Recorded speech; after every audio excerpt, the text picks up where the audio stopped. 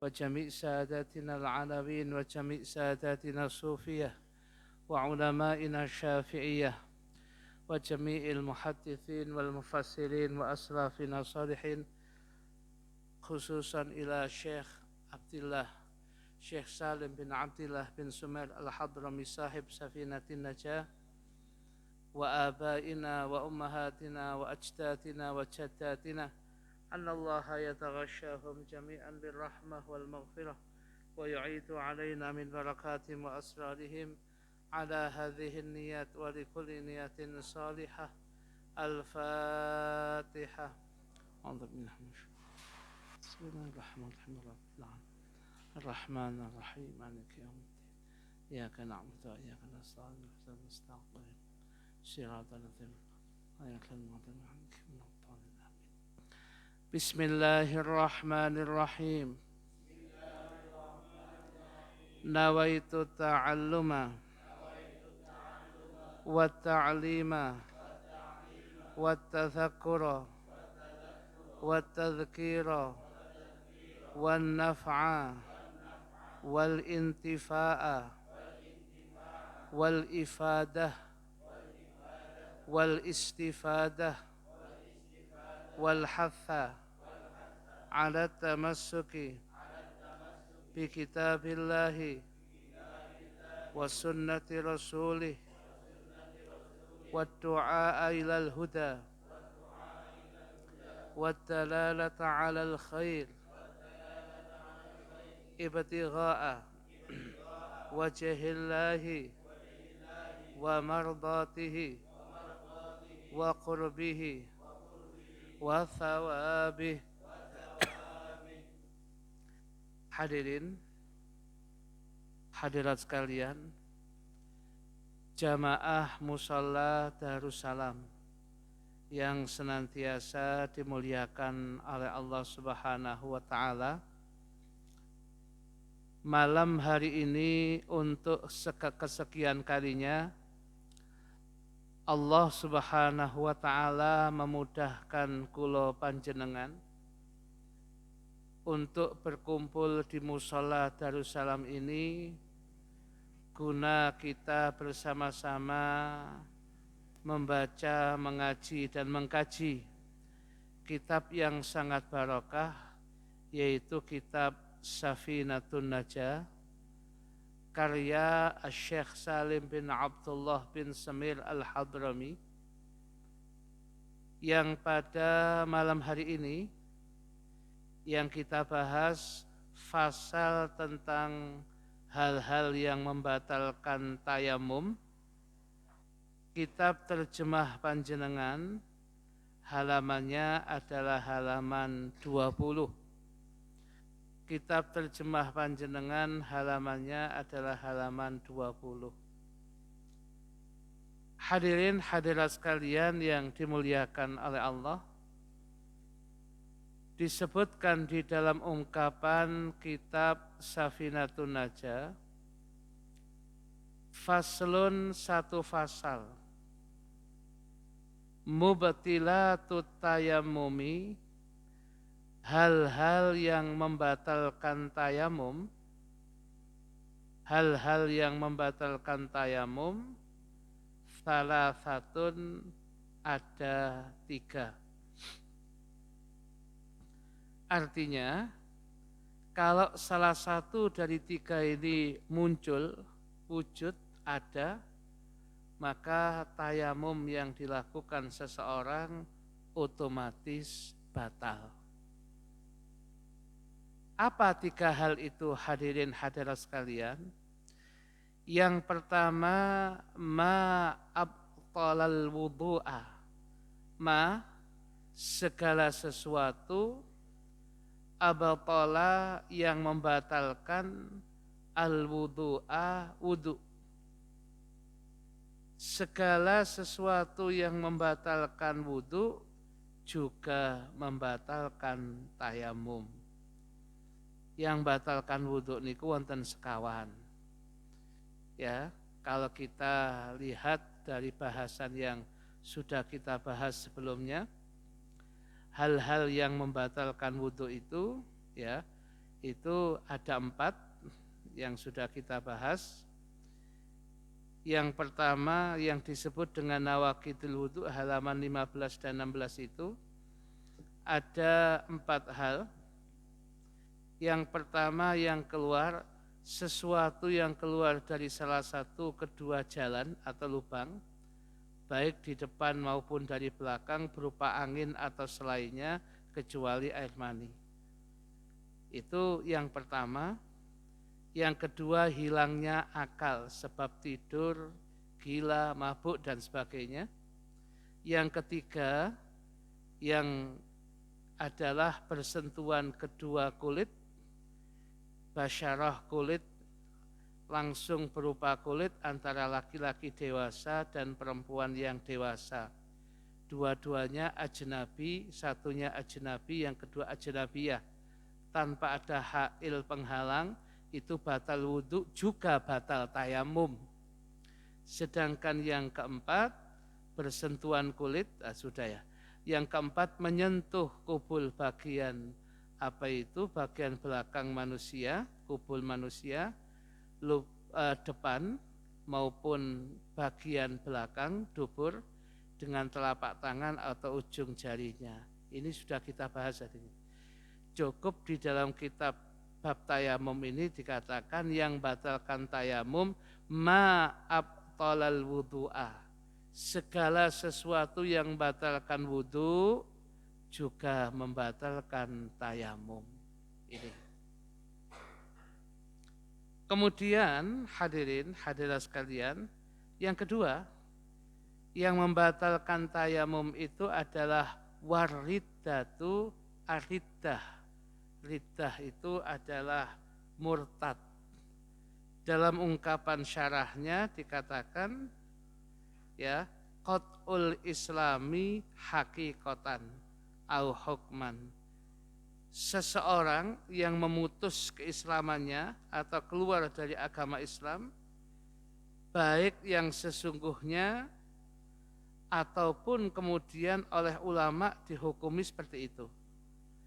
Jadi kalau ada seseorang yang kemudian melakukan hal-hal yang menyebabkan riddah, murtad, seperti yang dikatakan di awal-awal dari kitab Sulamu Taufik, ya, ada riddah itu sebab murtad itu disebabkan karena yang dilakukan oleh qalbi, hati, ada yang dilakukan oleh lisani, ucapan, qauli, ada yang dilakukan oleh anggota badan.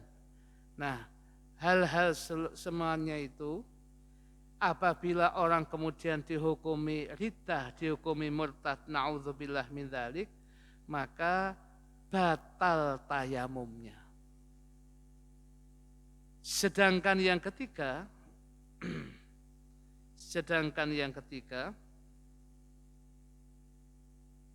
wa tawahhumul ma'i intayammama li faqdihi. Ya. Yang ketiga ini menduga ada air bila tayamumnya karena tidak ada air. Di dalam ungkapan syarahnya dikatakan tawahum itu maknanya adalah dhon atau syak, ragu-ragu. Sehingga dikatakan di dalam ungkapan syarahnya, ya, anna thalitha min mubtilati tayammum, bahwasanya yang ketiga dari hal-hal yang membatalkan tayamum ini tawahumuman tayammama, dugaan dari orang yang sudah bertayamum, menduganya orang yang sudah bertayamum li faqdil ma'i, tayamumnya karena tidak ada air. Apa dugaannya? Wujudal ma'i, keberadaan air. Jadi tayamumnya itu alasannya karena tidak ada air. Tapi mantun tayamum, setelah tayamum dia menduga, loh kok ada air.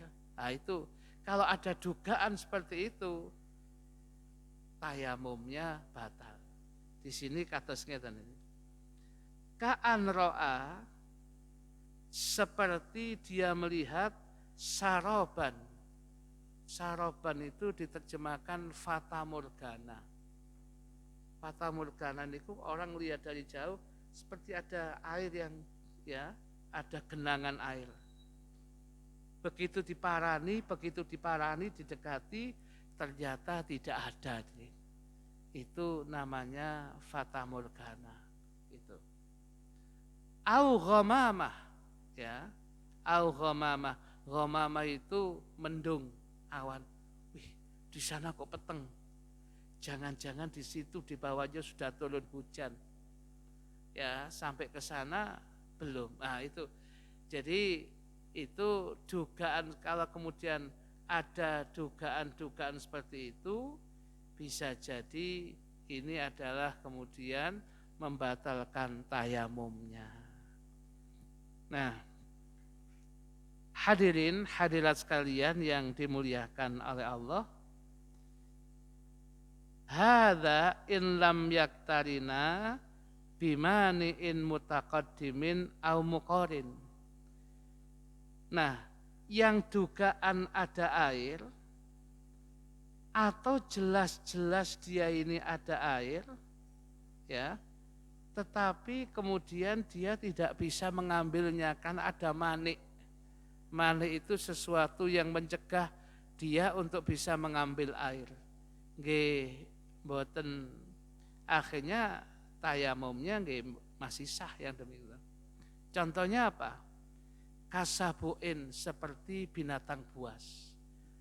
Ternyata begitu dia perjalanan, ya, ada telaga sekalipun nggak besar. Telaga bening, tetapi di kanan kirinya, ya, di kanan kirinya telaga ini wonten binatang buas. Wonten macan, setunggali macan, setunggali singa. Niki rupane saulan durung mangan ya niki. Jadi ketok menungso kudu wancel apa wis ya. Pompong durung ya, pompong turun timbang gawe bancaan kok ngono. Ya, akhirnya wah ini manik pencegah ini. Saya bisa dapat air tapi nyawa saya hilang. Sudah enggak. Nah, ini namanya manik pencegah. Orang akhirnya tetap mempertahankan tayamumnya nggih sah. Karena air enggak bisa diambil. Atau kemudian ya, di sini dikatakan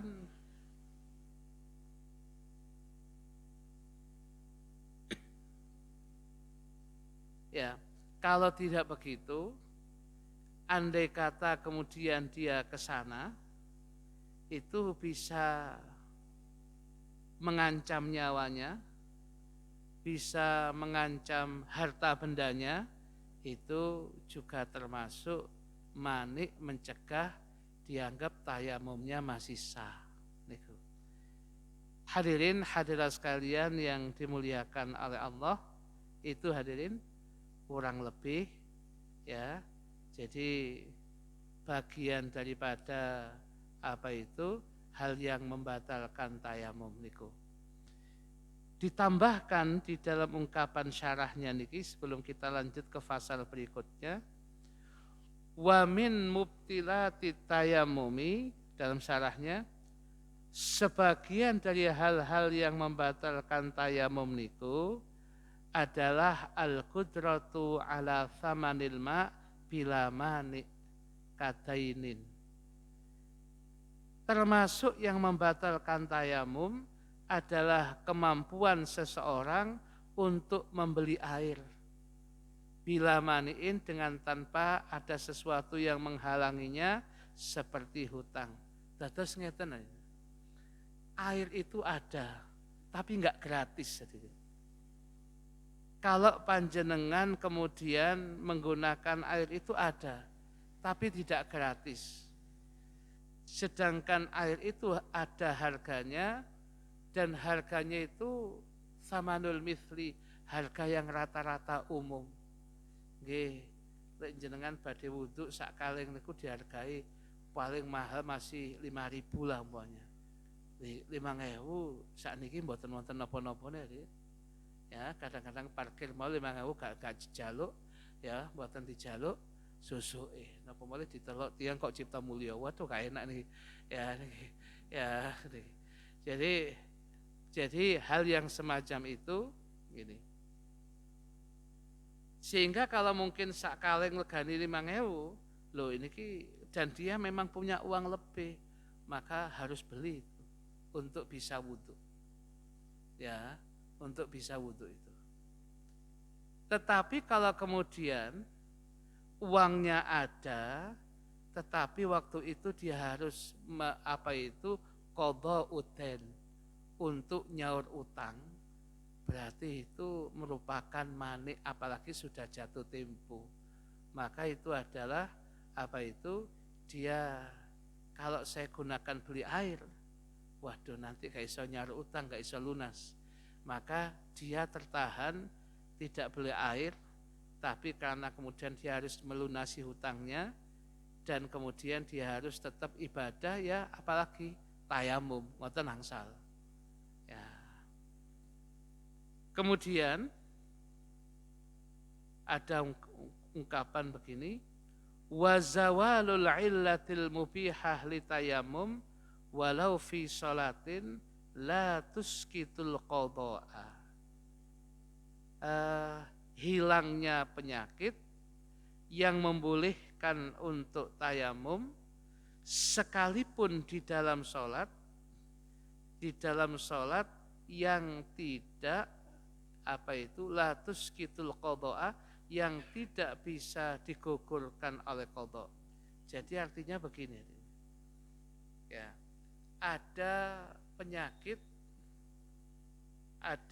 dia itu punya penyakit, yang penyakit ini akhirnya bagi dia dibolehkan baginya untuk tayamum.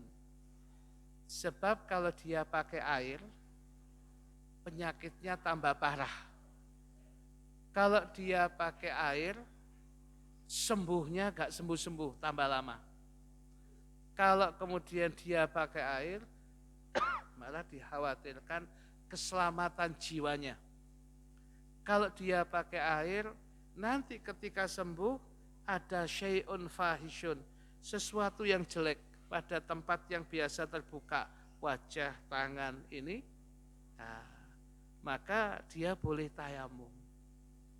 Tapi ketika itu tiba-tiba penyakit itu hilang, ya, dengan izin Allah, mboyo napa carane penyakit itu kemudian hilang, maka ketika hilang sekalipun di dalam sholat, maka itu membatalkan tayamum, dan sholatnya Anda tadi dengan tayamum, berarti sholatnya pun kemudian dihukumi batal. Kudu harus kemudian wudhu dan sholat lagi. Gitu. Ini beberapa hal yang berkaitan dengan masalah yang membatalkan tayamum. Dilanjutkan hadirin, tidak kalah pentingnya, halaman 21, najis yang menjadi suci. Faslun, satu fasal, alladzi yathuru, barang alladzi yathuru minan najasati, barang najis yang kemudian menjadi suci itu ada 3. Barang najis yang kemudian menjadi suci itu ada 3. Yang pertama, salasatun, ada 3. Yang pertama adalah al-khamru idza takhallalat binafsiha. Yang pertama ini adalah khamr, minuman keras, ya, apabila dia berubah menjadi cuka dikarenakan perubahannya sendiri, tidak ada unsur manusia, tetapi istihalah perubahannya itu karena perubahan sendiri. Nah, berkaitan dengan khamr ini, dalam syarahnya dikatakan yang dimaksud khamr itu awalnya adalah al-muttakhadhatu min asiril inab, minuman yang dibuat dari perasan anggur. Jadi ada perasan anggur, kemudian didiamkan, terjadi kemudian fermentasi, peragian, dalam jangka waktu mungkin 2 minggu, 1 bulan, rasanya pun beda, pun mulai nguntuk. Lah, itu kemudian berubah menjadi memabukkan, itulah yang disebut dengan ungkapan khomer. Bisa jadi khomer itu terbuat dari perasan anggur, ada lagi yang berasal dari perasannya kurma. Tapi pun dicoba loh, diopo carane belain iki. Niki fikih mawon niki cerita mawon. Jadi Ustaz iso coba ya apa ojo. Ya jangan ini. Ya niki. Sebab ya niki kalau kemudian didiamkan perasannya itu, perasan anggur, itu dalam jangka 2 minggu terjadi fermentasi peragian dengan situasi alami itu, kemudian menjadi khomer, ya menjadi minuman keras yang takhommaro bisa menutup akal sehat seseorang. Tetapi setelah kemudian jadi khomer ini kita dijarno, dibiarkan, tidak ada unsur ditambah ini oleh tangan-tangan manusia alami. Kemudian 2 minggu kemudian berubah lagi yang tadi khomer itu berubah menjadi khallun, cuka. Prosesnya namanya takhallala, kemudian menjadi cuka. Nah, kalau si khomer ini najis hadirin. Najis kalau diminum ini haram barang najis. Sedangkan kalau takhallala, kalau sudah menjadi khallun, cuka nggih suci. Nah, makanya bahasan kita niki najis yang bisa menjadi suci. Lho mosok ono najis ada ini. Sekalipun tidak semudah yang kita bayangkan. Barang najis ya asalnya najis. Tapi ada beberapa pengecualian. Satu yang asalnya adalah ya perasan perasan anggur, ya. Kemudian dari perasan anggur ini kemudian dibiarkan terjadi fermentasi dan peragian 2 minggu atau satu bulan berubah menjadi prosesnya ini namanya takhommaro. Proses untuk menjadi khomer, minuman keras. Begitu jadi minuman keras, ya haram. Tapi dibiarkan lagi nih, setengah bulan atau 1 bulan, prosesnya kemudian mengembang. Dari takhommaro kemudian takhallala, proses menjadi cuka. Lah kalau cuka hukumnya suci. Yang tadinya najis, khomer, berubah menjadi khallun, cuka, niku hukumnya adalah suci. Asal tidak ada tambahan dari tangan manusia. Sekalipun mek diudek tok. Atau sesuatu yang enggak ada faedahnya, ada batu dimasukkan situ, itu najis tetap. Ketika menjadi khallun, ketika menjadi cuka, kalau ada tangan-tangan manusia, tetap barangnya mutanajis. Najis. Sekalipun sudah berubah menjadi cuka, harus sifatnya alami. Lah niku singen tiang nul yang damel cuka kados ngoten. Nah, sedangkan kalau di antara kita bertanya, sedangkan minuman keras yang ada ini bagaimana? Kalau yang ada itu kan merupakan ramuan kimia, dari ini dan tambah ini jadinya alkohol, kemudian akhirnya menjadi minuman keras dengan berbagai macam mereknya.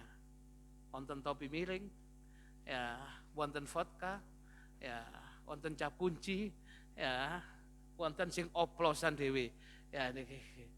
Ya, sing rada abot sing oplosan dhewe diombe bengi meni langsung bablas, Ben. Ya niki. Ya niki. Nah, itu kalau itu ramuan kimia, proses kimia enggak ada hubungannya dengan ini. Ini alami. Ya, ini alami. Nah, kemudian itu yang pertama. Yang kedua, ya,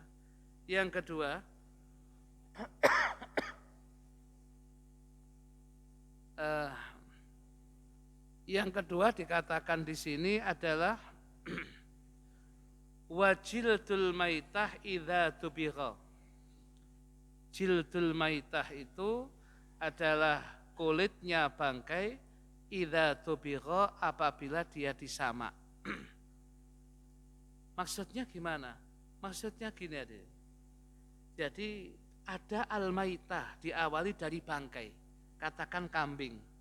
Kambing ini ya ternyata menyembelihnya dia tidak disembelih, kemudian mati. Ya, mungkin dia ngenes nopo, akhirnya wedhus ini mati. Begitu mati tidak disembelih, nggih batang maitah.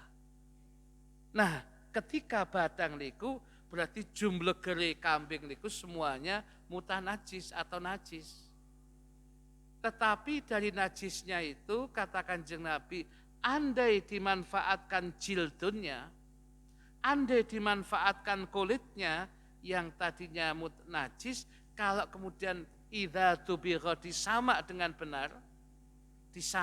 benar, akhirnya kemudian menjadi suci.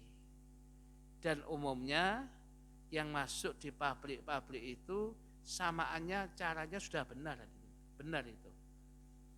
Karena nggak boleh ada sisa dagingnya di kulit itu, nggak boleh ada gajihnya, harus betul-betul kulit.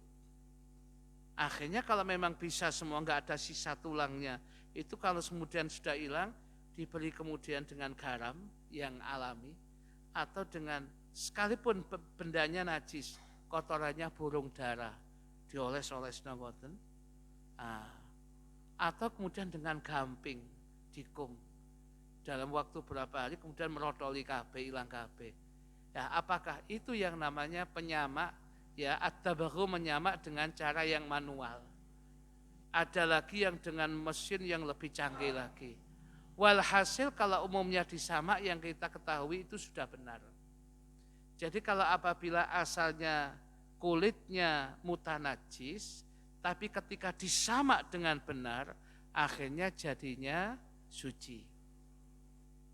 Ya. Termasuk juga kulit-kulit dari hewan-hewan yang tidak bisa dimakan dagingnya. Ya, katakanlah buaya. Diambil kulitnya bisa disamak benar hadirin. Suci hadirin. Akhirnya damel sabuk, damel ngimami hadirin. Mboten napa-napa. Ya, imamin kayak sabuke tekak kulit buaya. Ya, karena dia memang buaya darat. Ya. Nah, jadi begitu itu mboten napa-napa. Ya. Kemudian lagi, ya. Wa ma sara hayawanan, ya.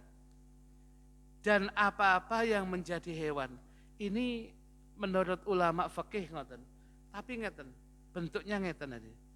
Ada barang apa itu di sini katakan ada daging yang sudah daging, ya, dagingnya itu kemudian busuk hadirin.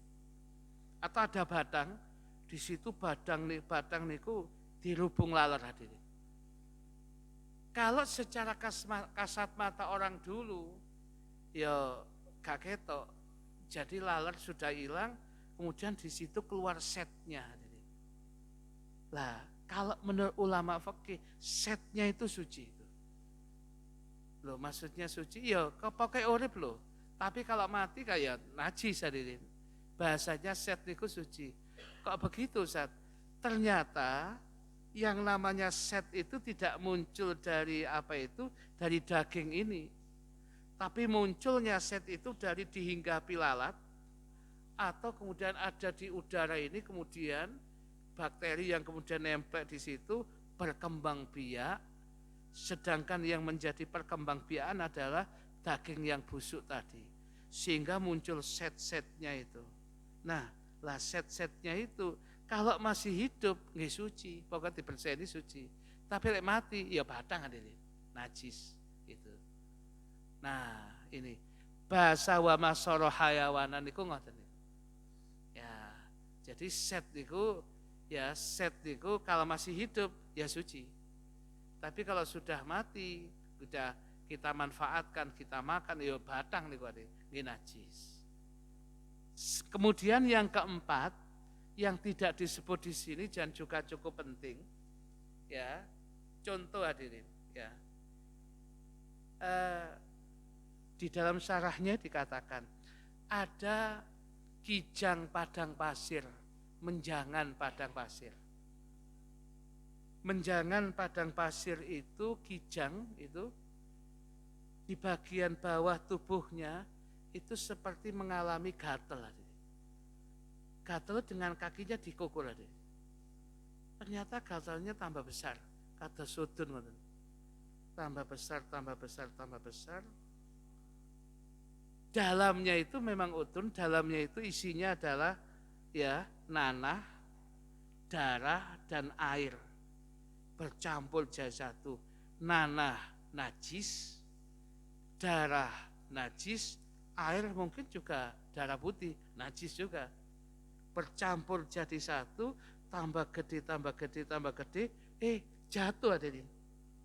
Bulatannya tadi yang seperti penyakit apa itu, gatal tadi itu tambah gede, wungkul kemudian jatuh. Tapi dia kan gak jatuh wungkul, ya nih. Ini tambah besar jatuh hadirin. Nah, ketika jatuh itu di dalam itu berproses. Darah, nanah, dan darah putih tiga ini berproses kemudian yang tadinya najis semua, itu kemudian berproses alami menjadi minyak misik. Jadi minyak misik itu yang biasa harganya mahal, ya ada satu botol itu harganya sampai beberapa ratus real. Itu kalau sekarang jutaan. Sebab minyak misik sing asli, ini kalau diolesakan dan mriki, niku saulan mambune gak ilang. Saking kuatnya baunya. Sehingga kan bahasa minyak misik itu digunakan untuk sebuah keterangan yang luar biasa. Orang yang berpuasa siang hari baunya seperti minyak misik di sisi Allah itu. Karena minyak misik ini yang paling mahal dan paling bagus, paling mahal, paling bagus, paling baunya paling disenangi banyak orang. Nah, lek dioleskan di pakaian ini 1 bulan nggak hilang. Caranya nggak bisa buat dari kukulnya, ya jerawatnya, menjangan padang pasir yang kemudian membesar, jatuh udunnya tadi jatuh, dalamnya itu proses. Yang tadi najis, nanah, darah, kemudian darah putih itu berproses, kemudian berubah menjadi minyak hadirin. Nah kalau minyak misik jadinya suci. Itu yang dicari pemburu-pemburu padang pasir. Andai kata dia tidak dapat menjangannya, kijangnya dia nggak dapat, nggak apa-apa dia mendapatkan itu lebih mahal. Ya itu bentuknya seperti bulatan gitu jatuh. Dan kemudian ketika dipecah, diadakan, diwadahi, itu dibotol dan sebagainya, lah itu harganya mahal. Proses dari najis, darah najis, nanah najis, darah putih najis, berproses menjadi minyak misik. Lah itu kemudian ketika sudah berubah menjadi minyak misik, jadinya suci. Niki yang tadinya benda najis berubah menjadi misik, itu suci. Tapi ya katakanlah umpamanya sak menten mawon ratusan real hadirin. Harganya bisa 500.000 sampai 1 juta. Karena kuatnya hadirin. Ya. Kok ono embong Arab minyak misik sakmene 20.000. Niku sanes misik minyak oles hadirin. Ya, kudu hati-hati niku. Ya, nah, ini menjadi catatan kita bahwasanya asalnya kemudian itu najis berubah menjadi suci. Kula kinten cekap niki hadirin. Nah, kita buka pertanyaan. Ada 2 pasal yang sudah kita bahas pada malam hari ini, kemudian menjadi catatan kita untuk lebih lanjut. Monggo, sing badhe tanglet dipersilahkan.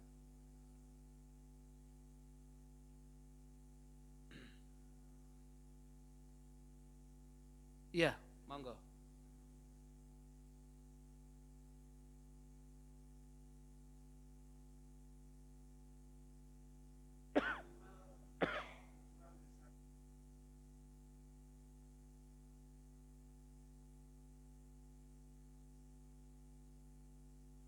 Nggih. Ketika kita mau membuat padasan untuk wudhu, bahasa Arabnya wadu'un, wadu ya menjadi waduk itu. Waduk itu tempatnya wudhu, padasan itu. Kalau dikatakan kemudian ada ukurannya tertentu, secara umum tidak ada. Anda mau ukuran berapa boleh, tapi yang pantas. Tetapi kalau maksud saya kalau ada netes-netesnya, air mustakmal itu tidak sampai kemudian mustakmal juga Ustaz. Di tempat padasannya ya idealnya ya 2 kolah. Waduh 2 kolah besar Ustaz. Ya kalau memang begitu ya enggak apa-apa, sebisanya kemudian digunakan, yang pasti bukan soal ukurannya, tempatnya agak tinggi sehingga nanti tangan tidak gampang kecipratan bekas air wudhu yang menjadikan mustakmalnya padasan itu. Jadi padasannya agak tinggi, jadi tidak mudah nyiprat. Ya, sehingga kita bisa isi air. Tapi kalau kemudian bahasa selamatnya ya 2 kolah itu. Kalau 2 kolah besar Ustaz, kalau itu ya kalau memang besar ya sebisa Anda, yang terpenting jangan sampai air mustakmal Anda wudhu muncrat di situ. Ya kalau memang agak kecil ya ditutupi, ada penutupnya sehingga air enggak sampai nyiprat di situ. Ngoten idealnya gitu.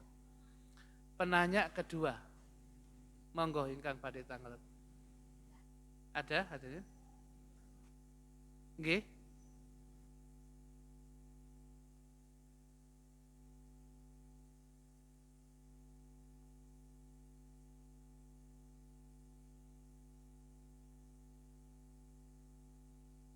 Ya, di tempat dia sholat. Oh iya, oke, bisa jadi.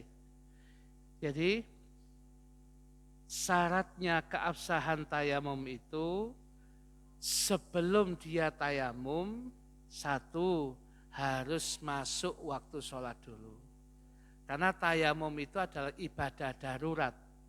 Tidak dikatakan darurat kalau belum masuk waktu, karena enggak kewajiban sholat.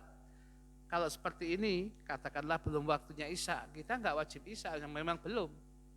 Kalau zaman isyaan pun sekarang, kalau bukan jamaah takdim ya enggak sah salatnya. Isyaan panjenengan enggak sah, karena apa? Syaratnya sholat itu adalah dukhul waktu, manjingnya waktu sholat, masuknya waktu sholat.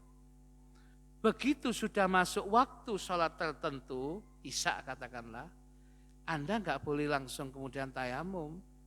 Berarti syaratnya masuk waktunya sudah. Yang kedua, thalabul ma', mencari air dulu. Kalau Anda yakin daerah Anda yang Anda tempati sebagai seorang musafir itu, daerah ini memang kering, tidak ada air, keyakinan Anda langsung sholat, enggak apa-apa. Tapi kalau dugaan masih ada air, maka idealnya kita jangan sholat dulu, mencari air dulu. Sudah mencari air, tapi ternyata kemudian tidak ada, sholat dengan tayamum. Akhirnya sudah sholat dengan tayamum. Ya. Kemudian setelah sholat dengan tayamum itu dia sudah mencari jalan. Ternyata ada air di situ. Loh, ya, tapi dia lewat situ tadi enggak ada. Loh kok sekarang ada air? Gitu. Terus Ustaz, sholat saya tadi itu gimana? Sah apa enggak? Anda tadi sholatnya faktanya fakdul ma, tidak ada air. Maka tayamum Anda sah. Itu. Berarti kalau tayamumnya sah, sholatnya sah. Tapi sekarang ada air. Ya mungkin baru airnya. Kalau begitu, dalam hal ini ulama kemudian mengatakan Anda boleh mengulangi lagi selama waktunya masih ada, atau Anda tidak mengulangi, menganggap sholat yang tadi itu sudah sah, Anda enggak ulang sebab Anda tadi enggak ada kok. Anda lewat situ enggak ada. Nah untuk kedepannya sholat berikutnya karena kelihatan, ya harus pakai air.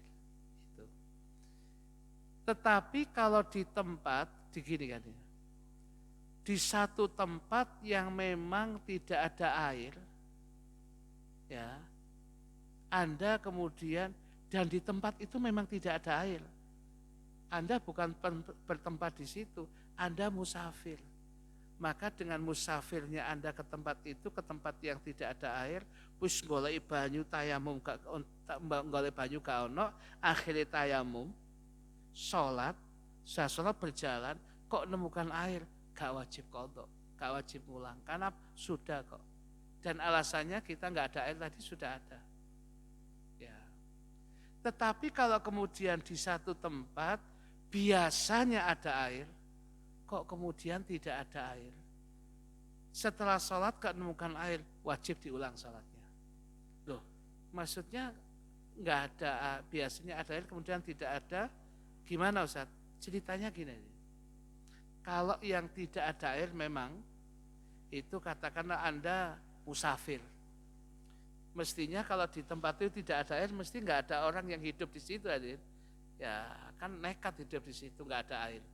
Ya, Mekah itu akhirnya menjadi ramai karena ada air Zam-Zam, diawali dari air Zam-Zam.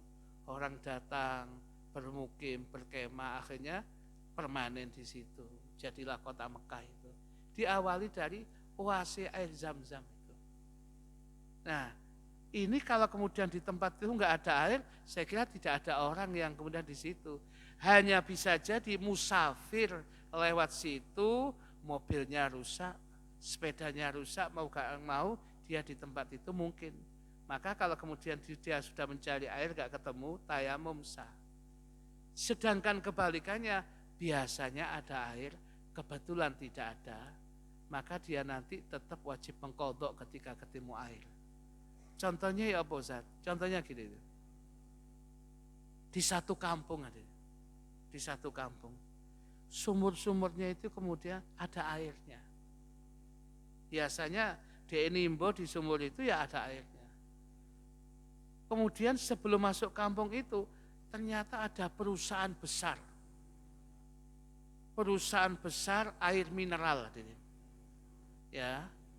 Ternyata salah satu yang dilakukan oleh perusahaan ini mengebor air dari dalam tanah. Ternyata nak sumur-sumur ini kesedot kabeh. Airnya kesedot kabeh sehingga sak kampung gak nak banyu babar belas. Padahal waktu sudah mepet, mau gak mau.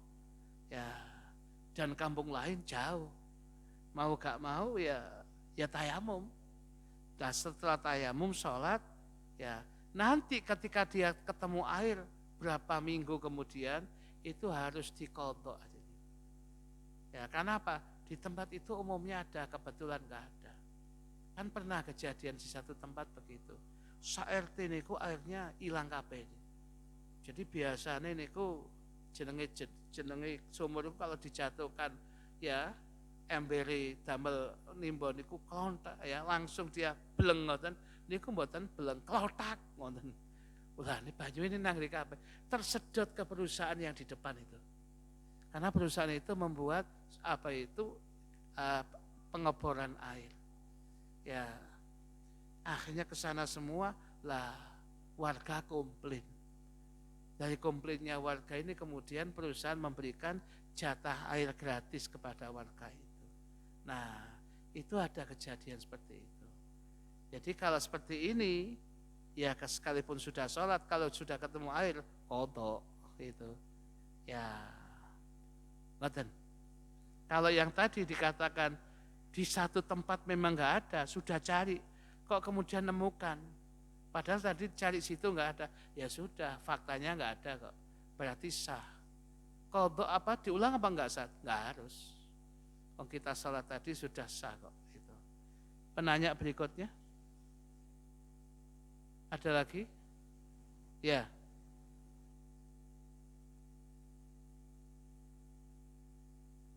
Ya. Kalau seseorang sudah kadung minum khamr, ya ini cerita tok ada cerita niki. Ya. Jadi kalau kemudian kadung minum khamr, ya berarti kan mulutnya mutanajis. Ya, Kalau mulutnya mutanajis, cara mensucikannya gimana? Ya mulutnya kemudian dibersihkan, disucikan dengan dikemoni banyu. Ya, sing rada repot itu bukan khomer repot sudah, tapi ada yang lebih repot lagi. Kalau kemudian kedapatan yang dimakan adalah daging babi. Ya, kalau nggak daging babi lah yang dimakan ya daging, katakan daging kalbun lah, anjing lah, diwujudkan tambur ya ini ya ini ya, jadi kemudian dimakan tadi. Loh, niku kalau sampai dimakan, cara mensucikannya ya 7 kali disucikan, salah satunya dengan debu tadi. Ya, ya, ya kemudian salah satu dari tadi ya kemudian diberi debu, ya kemudian digai kemu. Waduh kok sulit lah, sopo sing ngongkon mangan ngono. Ya aku sudah diakumi haram jablas saya. Ya sopo sing ngongkon. Nah, ini ya memang repot. Dan bawahnya apunten tadi. Ya, ketika dia istinja juga harus 7 kali. Kan mestinya keluar dari situ. 7 kali yang salah satunya dikai debu. Harusnya pakai debu, jadi campur debu. Loh, Ustaz, ya apa? Gampang hadirin. Ya apa? Seluluh ponok kali tak usah. Seluluh ponok kali ambil kemu ngono mosok ro. Maro iso kemudian dibersihkan 7 kali. Jadi seluluh ponok kali kok ketemu nok panjen tak lho salah.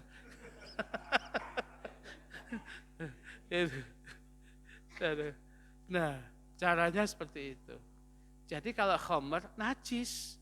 Jadi kalau menghilangkan barang najis, ya mulutnya dibersihkan, dicuci ya. Dikemoni, kemoni dikeluarkan begitu. Caranya seperti itu. Ya. Dan bukan sekedar itu, ya harus ada taubatan nasuha. Harus tobat karena minum khamr termasuk minal kabair, dosa gede. Kemudian lagi ada yang tanya? Ya.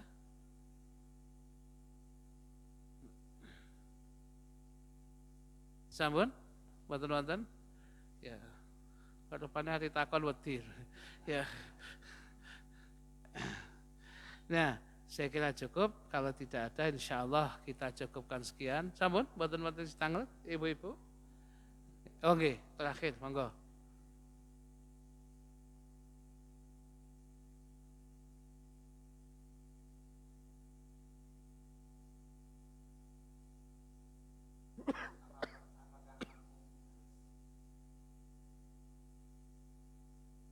Iya, dia ikut dari awal.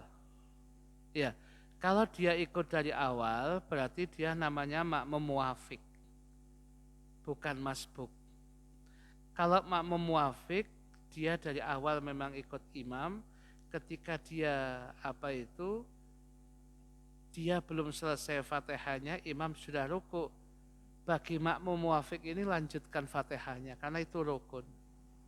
Kalau dia datang Allahu Akbar oleh Bismillahirrahmanirrahim, imamnya ruku, berarti dia makmum masbuk. Enggak ada jatah waktu yang tepat untuk membaca Fatihah. Nah, kalau makmum masbuk begini, masih Bismillahirrahmanirrahim, imamnya ruku, langsung ikut ruku. Rukuknya Anda, Fatihahnya Anda ditanggung imam. Sedangkan kalau Anda dari awal sudah ikut makmum, ya makmum muafik, maka begitu imamnya ruku, lanjutkan Fatihah sampai selesai. Ya begitu selesai, setelah ruku, tumakninah, i'tidal tumakninah, sujud tumakninah, ditututi. Ya imam itu. Ngoten. Kan bisa. Jadi begitu rakaat ketiga, dia kan sudah ikutnya rakaat pertama. Ya, rakaat ketiga kemudian imamnya ruku, padahal dia masih dapat Fatihah separuh. Lanjut aja Fatihahnya. Dilanjutkan, setelah dilanjutkan kemudian Fatihah selesai, apapun yang terjadi pada imam mau i'tidal, mau sujud, Anda langsung ikut ruku, tumakninah, i'tidal, segera nututi imam. Gitu. Sampun cukup. Bismillahirrahmanirrahim. Alhamdulillahirabbil alamin. Allahumma salli wa sallim ala sayyidina Muhammadin wa ala alihi wa sahbihi ajma'in. Allahumma aqsim lana min khasyatika ma tahulu bihi bainana wa baina ma'siyatik wa min ta'atika ma tuballighuna bihi jannatak wa min al-yaqini ma tuhawwinu bihi alaina masaibat dunya wa mati'na bi asma'ina wa absarina wa quwwatina ma ahyaitana waj'alhu al-waritha minna waj'al tha'rana 'ala man zalamana wansurna 'ala man 'adana wa la taj'al musibatana fi dinina wa la taj'al ad-dunya akbar hammina wa la mablagha 'ilmina wa la tusallit 'alaina man la yarhamuna wa hasbunallahu wa ni'mal wakil wa la hawla wa la quwwata illa billahil 'aliyyil 'azim. وصلى الله على سيدنا محمد النبي الأمي وعلى آله وصحبه وسلم والحمد لله رب العالمين. سبحانك اللهم وبحمدك أشهد أن لا إله إلا أنت أستغفرك وأتوب إليك. سبحانك اللهم وبحمدك أشهد أن لا إله إلا أنت أستغفرك وأتوب إليك. سبحانك اللهم وبحمدك أشهد أن لا إله إلا أنت أستغفرك وأتوب إليك. بسم الله الرحمن الرحيم. والعصر إن الإنسان لفي خسر إلا الذين آمنوا وعملوا الصالحات وتواصوا بالحق وتواصوا بالصبر. والسلام عليكم ورحمة الله وبركاته.